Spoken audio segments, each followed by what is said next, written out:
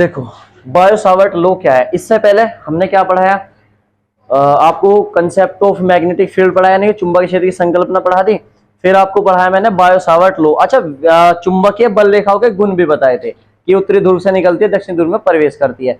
हमने सबसे खास बात ये देखी थी ओरस्टेड के प्रयोग से, क्योंकि नींव ही जितने आप डेरिवेशन पढ़ोगे वहां से निकले। क्या देखी थी कि ओरस्टेड ने यह बताया कि गतिमान आवेश चुंबकीय क्षेत्र उत्पन्न करता है। बताया था नहीं बताया था, यानी कि आवेश उत्पन्न करता है। तो देखो अब बायो सावर्ट जो थे वे साइंटिस्ट थे, बायो सावर्ट जो थे वे साइंटिस्ट थे।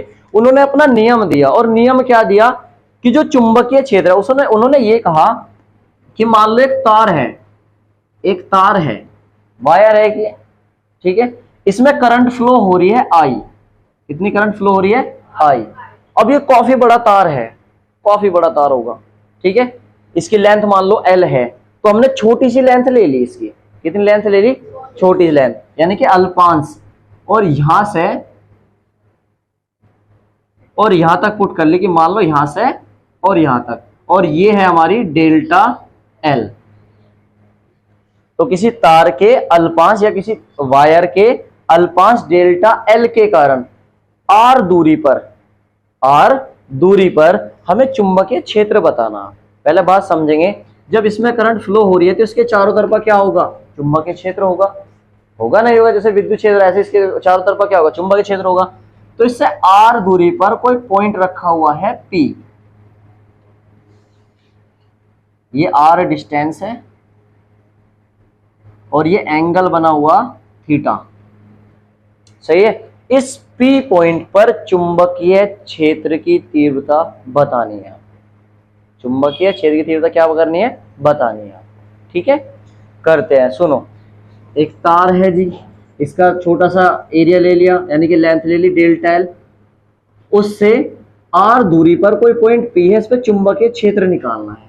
तो बायो सावर्ट ने सिंपल कहा कि इस नियम के अनुसार चुंबकीय क्षेत्र की तीव्रता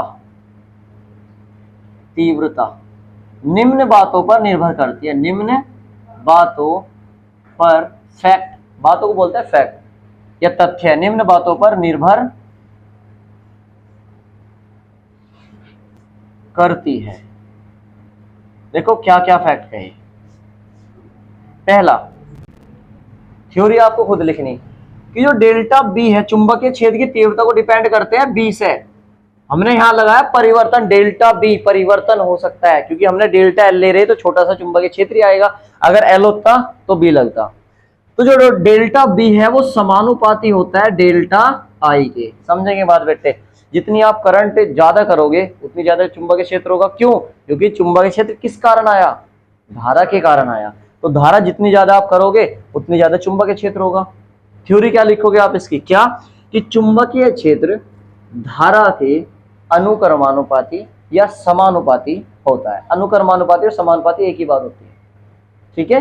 पहला पॉइंट क्लियर। दूसरा पॉइंट, दूसरा क्या कहा उन्होंने कि डेल्टा बी डिपेंड करता है डेल्टा एल पर, यानी कि जितनी ज्यादा आप अल्पांश लोगे, जितनी ज्यादा लेंथ लोगे वायर की, उतनी ज्यादा चुंबकीय क्षेत्र होगा।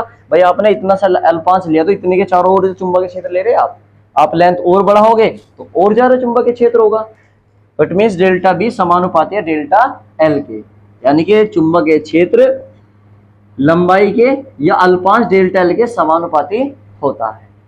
थर्ड पॉइंट, डेल्टा बी समानुपाती होता है साइन थीटा के। जो एंगल है वो साइन के फॉर्म में होता है यहाँ पर। इट मींस चुंबकीय क्षेत्र साइन थीटा के समानुपाती होता है। बस आपको केवल ये लिखना है और कुछ नहीं करना है। फोर पॉइंट आपको पता ही है, जैसे जैसे डिस्टेंस बढ़ेगी तो चुंबकीय क्षेत्र कम होगा। तो वही है चुंबकीय क्षेत्र बीच की दूरी के वर्ग के व्युत्क्रमानुपाती होता है। वही जो हमने, ये तो हमेशा चाहे चुंबकीय क्षेत्र की तीव्रता हो, बल हो या पोटेंशियल हो या विद्युत क्षेत्र की तीव्रता हो, डिस्टेंस बढ़ने पर, दूरी बढ़ने पर वो घटेगा, हमेशा घटेगा, ठीक है। चारों पॉइंट समझ में आए? डेल्टा बी समानुपाती है आई के, डेल्टा बी समानुपाती है डेल्टा एल के, डेल्टा बी समानुपाती है साइन थीटा के, डेल्टा बी समानुपाती है 1/r² के। थ्योरी आप खुद लिखोगे भाई यहाँ पर, मैंने बोल दी, समानुपाती का इतना तो कर ही सकते हो, 12th क्लास में हो आप। Equation number first, equation number second, equation number third और इक्वेशन नंबर 4। ठीक है, सभी को मिला दो, सभी समीकरणों को मिलाने पर मिलाते हैं जी। देखिए इसे ऐसे लिख सकता हूं क्या मैं कि डेल्टा बी समानुपाती I delta L sine theta upon में आर स्क्वायर। देखिए सही है क्या बेटे, डेल्टा बी समानुपाती I delta L sine theta upon में आर स्क्वायर। सही है, यहां तक किसी कोई दिक्कत? क्लियर हो जाएगा यहां तक, बड़ा आसान है। अब फिजिक्स का रूल है, जब जब आप समानुपाती का निशान हटाते हो तो वहां पे कांस्टेंट लगाते हो। क्या करते हो, वहां पे कांस्टेंट आपको लगाना पड़ता है। सही है, तो देखो यहां कांस्टेंट, सभी के कांस्टेंट अलग अलग होते हैं। डेल्टा बी समानुपाती का निशान हटा के बराबर का निशान लगाया तो यहां पे कांस्टेंट जुड़ेगा। कांस्टेंट क्या है वो, यहां पर म्यू जीरो अपोन में 4 पाई, म्यू जीरो अपोन में 4 पाई। बाकी as it is I delta L sine theta upon में आर स्क्वायर, ये इसका प्योर फॉर्मूला है। ठीक है, अब आप पूछोगे सर ये क्या है, जैसे एप्सिलॉन नोट में आया था हमारे पास निकल के, आई का तो आपको पता है, जैसे आपने फर्स्ट चैप्टर जो पढ़ा था वहां पे एप्सिलॉन नोट आया था, नहीं आया था? बिल्कुल सेम उसी का भाई, थोड़ा सा बता दूं मैं, वहां हमेशा आता था क्या 1/4 पाई एप्सिलॉन नोट। यहाँ जितना भी लगेगा यहाँ लगेगा म्यू जीरो अपोन में 4 पाई। देखिए 4 पाई तो अब भी बटे में ही है, ये भाई साहब 1/एप्सिलॉन नोट ही तो म्यू नोट के अपोजिट चल रहा, ये बटे में था, ये ऊपर आ जाओ बस। ई की जगह बी लग रहा है यहाँ पर, आई की जगह क्यू है। ठीक है, यहां क्लियर हुआ। अब वेयर, ये क्या आफत आ गई sir, where mu naught upon में 4 पाई, इसकी वैल्यू होती है 10⁻⁻7, वैल्यू है इसकी, कांस्टेंट है ना, म्यू नोट अपॉन 4 पाई। यहां पर आप म्यू नोट की वैल्यू भी निकाल सकते हैं। म्यू नोट की वैल्यू कितनी आ जाएगी, 4 पाई इंटू 10⁻⁻7। ठीक है, अभी हमें इसकी यूनिट नहीं पता, अभी यूनिट नहीं निकाली मैंने, तो मैं यूनिट भी अभी नहीं रख रहा, हम यूनिट अब निकालेंगे इनसे। ठीक है, अभी इंटरेस्टिंग चलेगा कि ये है क्या। ठीक है, इसका नाम भी लिख देता हूं मैं, ये होती है निर्वात की, वो क्या थी बताओ, एप्सिलॉन नोट क्या था, निर्वात की वैद्यशीलता। ये क्या होगी, निर्वात की चुंबकशीलता, बिल्कुल सही, चुंबकशीलता। बस अभी तुम्हें इतना ही याद रखना है, क्योंकि मैं जब अगला डेरिवेशन कराऊंगा ना वहां से क्लियर कर दूंगा।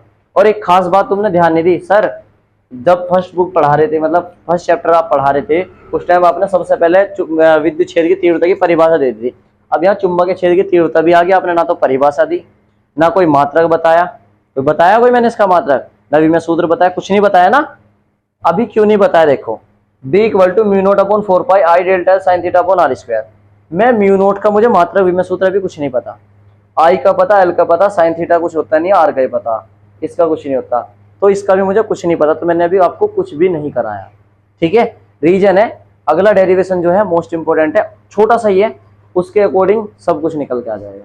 यहां तक नोट कर लो।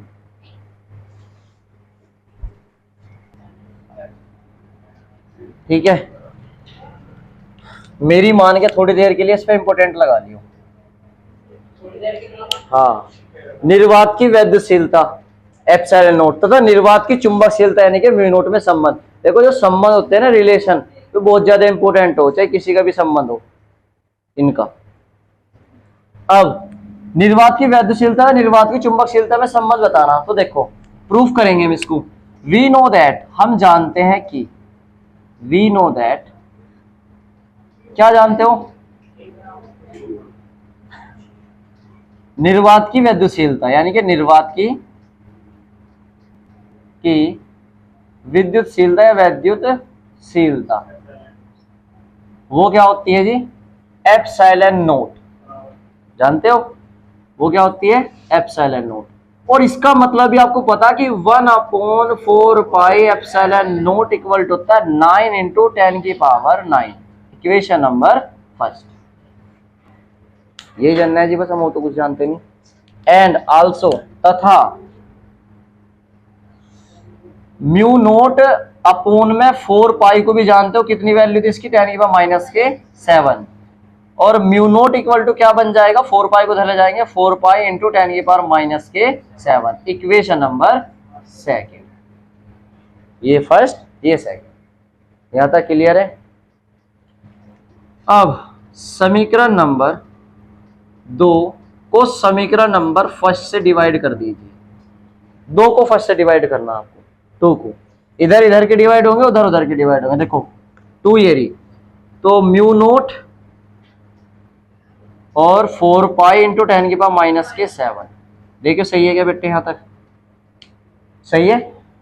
रेड वाले भाई साहब ये रहे 1/4 pi epsilon naught equal to 9 into 10⁹। बताओ भाई यहां तक क्लियर है क्या, सही है यहां तक। चलिए ये आपको पता है, यहां जाएंगे, रखो इसको, mu naught into 4 pi into में एप्सिलॉन नोट बटे में 1 है, कोई फर्क नहीं पड़ेगा, रख दूं, कभी सोचो 1 कहां गया जी, इक्वल टू 4 पाई अपोन में 9 इंटू 10⁻9 इंटू 10⁷ नीचे आके प्लस का, सही है। अब कोई दिक्कत नहीं होनी चाहिए अगर मैं 4 पाई से 4 पाई काट दूं, क्योंकि आपको पता है नीचे आएगा और ये कट जाएगा, ये तो पता ही है। ऊपर बचा आपके पास mu naught into epsilon naught equal to 1/9 into 10⁻, कितनी होगी 9 और 7 16, सही है। इधर करते हैं now, mu naught into epsilon naught equal to 1/, इसे देखिए ऐसे लिख सकता हूं क्या मैं, 3 इंटू 10⁸ का होल स्क्वायर, सही है मिस्टर विशाल। इसकी वैल्यू क्या होती है, सही है तो है यो 3 इंटू 10⁸ किसकी वैल्यू होती है,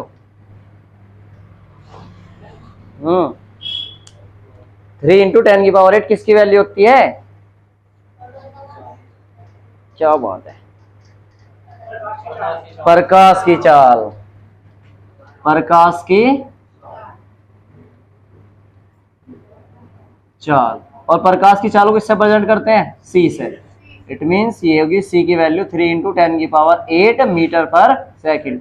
प्रकाश, सूर्य वाला प्रकाश, कभी गांव का प्रकाश सोच लो, प्रकाश की चाल 3 इंटू 10⁸ मीटर पर सेकंड। तो इसे मैं ये लिख सकता हूँ कि mu naught equal to epsilon naught equal to 1/c का होल स्क्वायर, और ये ही इसका अभिष्ट संबंध है।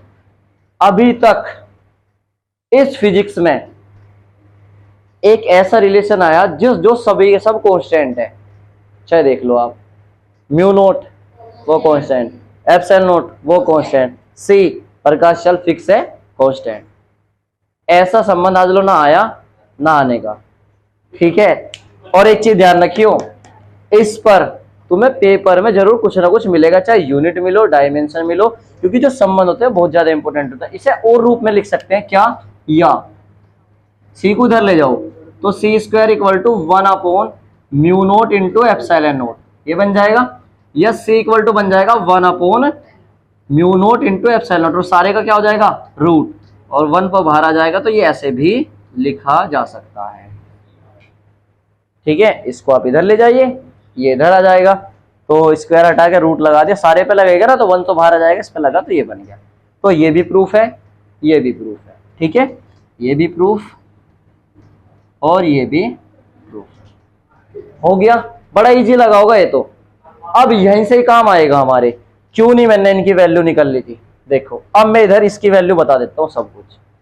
किसकी बात करेंगे अब बात करेंगे हम निर्वात की चुंबकशीलता की, निर्वात की चुंबकशीलता। अब बात बन जाएगी, वो था हमारे पास म्यू नोट, उस फॉर्मूले से बात नहीं बने थे, क्यों नहीं बने थे, अगर मैं उस फॉर्मूले से रखता तो फिर वहां से बी की वैल्यू निकालनी पड़ती, बी की वैल्यू भी हमें खुद नहीं पता, बी थोड़ी पढ़ा है अभी अपने, तो बी की खुद नहीं पता। तो देखो आपको पता है फर्स्ट पॉइंट, मान वैल्यू कितनी है भाई साहब इसकी mu naught equal to 4 pi into 10 की पावर माइनस के 7। अब हम इसकी यूनिट निकालते हैं। देखो दूसरा पॉइंट, यूनिट में वहां नहीं जा रहा, मैं यहां जा रहा। देखो आप जानते हो कि mu naught into epsilon naught equal to होता है 1/c²। ध्यान रखना बेटे, यहां पर आपको पता है अगर आपकी वैल्यू निकालनी है आपको एप्सिलॉन नोट की, तो बन जाएगा 1/एप्सिलॉन नोट इंटू c²। ठीक है, अगर आपने फिजिक्स पढ़ रखी तो आपकी इसकी वैल्यू यूनिट आराम से पता हो क्या होती है, कूलाम स्क्वायर अपोन में newton metre square. Coulomb square upon वाला ऊपर newton metre square into c है प्रकाश की चाल। क्या है वो चाल, चाल का मात्रा क्या होता है मीटर पर सेकंड। इसका स्क्वायर हो रहा तो इसका भी स्क्वायर कर देंगे। ठीक है, तो यहां लिखेंगे न्यूटन मीटर स्क्वायर डैश है वो, कभी माइनस सोच लो, अपोन में कूलाम स्क्वायर इंटू में मीटर स्क्वायर अपोन या यही रहने दो सेकंड स्क्वायर। मीटर स्क्वायर से मीटर स्क्वायर कैंसिल। देखो यहाँ पे यूनिट बनी इसकी, क्या बनी, Newton upon coulomb square. Second square को ऊपर ले जाओ सेकंड स्क्वायर, एक तो बन गई इसकी यूनिट ये। सही है यहां तक। अब दूसरी यूनिट क्या ये भी बन सकती है क्या, ध्यान देना, mu naught equal to newton upon में कूलाम स्क्वायर अपोन में सेकंड स्क्वायर लिख दो, और इसको मैं ऐसे लिख सकता हूं कूलाम अपोन में सेकंड का होल स्क्वायर। देखिए सही है क्या, सही है। मुझे एक बार बता, जब आपने पढ़ा था Q equal to I T, तो I इक्वल टू होता है Q अपोन में T। It means coulomb upon में सेकंड। कूलाम अपोन सेकंड किसकी यूनिट है, I की। तो क्या मैं इसे I नहीं लिख सकता एम्पियर, बताइए आप। लिख सकता हूं।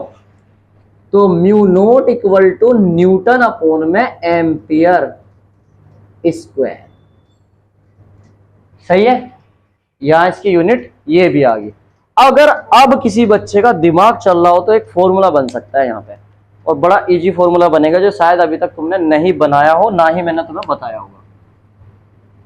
अगर ये समझ में आ जाएगा ना, तुम क्या क्या वाकई कुछ बात है फिजिक्स में। बताऊं, यहां आ जाओ, कुछ note work. Mu naught equal to newton upon में एम्पियर स्क्वायर आया, कोई प्रॉब्लम तो नहीं। Mu naught equal to newton, newton किसका मात्रक होता है फोर्स का, एम्पियर किसका मात्रक होता है आई का, आई स्क्वायर। देखिए फॉर्मूला नहीं बन सकता क्या, आपने मात्रक से फॉर्मूला बना दे जो कि अभी तक पढ़ा भी नहीं है। या हम इसे ये देख सकते हैं कि F equal to mu naught into I square. बताओ बेटे समझ में आ गया क्या चीजें। अब मुझे एक बार बताओ, तुमने यहां से मात्रक निकाल लिया, बढ़िया करा, मान आ गया, रह क्या रहा विमीय सूत्र।